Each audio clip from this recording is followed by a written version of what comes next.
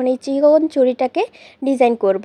এখন এটার উপরে একটু আঠা দিয়েছি, এরপর চার কোণার যে কুন্দনগুলো আছে ওই কুন্দনগুলো একটা লাগিয়ে নিয়েছি, আর যেই রাইনস্টোন চেন আছে ওইটা সাদা কালারের চেনটা নিয়েছি।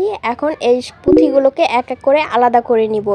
এই যে লাইনের মতন থাকে ওইগুলোকে কেটে ফেলবে, শুধু পুঁথিটা নিবে। এভাবে 3টা পুঁথি কেটে নিব, তারপর ওইটার সাইড দিয়ে 3টা পুঁথি লাগিয়ে দিব। এভাবে পুরো চুড়িটা মোট 8টা এরকম ডিজাইন করে নিব। তোমরা দেখলেই বুঝতে পারবে কিভাবে করতেছি। আর আমি কম বেশি সব ভিডিওতেই বলে দেই যে আমি এই চুড়িগুলো সেল করার জন্য বানাচ্ছি না, নিজের জন্য বানাচ্ছি।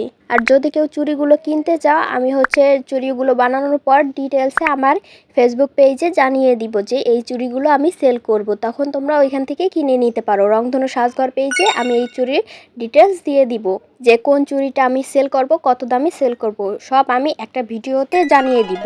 ইউটিউব চ্যানেল এবং টিকটকেও আমি ওই ভিডিওটা আপলোড করে দিব।